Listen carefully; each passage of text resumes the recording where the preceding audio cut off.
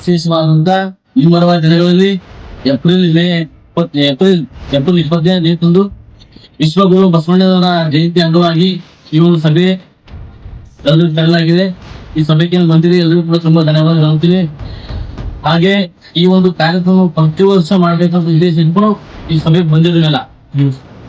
ಪ್ರತಿ ವರ್ಷನೂ ಕೂಡ ಜಯಂತಿ ಆಗ್ಬೇಕು. ಮಹಾರಾಣ ಪ್ರತಾಪ್ ತುಂಬ ಲಾಸ್ಟ್ ಟೈಮ್ ಎಷ್ಟು ಬಂದದ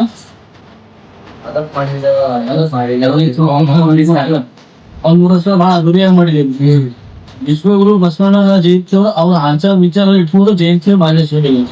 ನಿಮ್ಮ ಪರ್ಸನಲ್ ಏನಾದ್ರೂ ಜಗಳಗಳಿದ್ದರೂ ಕೂಡ ಬರೀ ಒಗ್ಗಟ್ಟಾಗಿ ಬಂದು ಜಯಂತಿಯನ್ನು ಯಶಸ್ವಿಗೊಳಿಸ್ಬೇಕು. ಮತ್ತೆ ಏನಾದ್ರು ಸಲಹೆ ಸೂಚನೆಗಳಿದ್ರು ಕೊಡಿದ್ವಿ.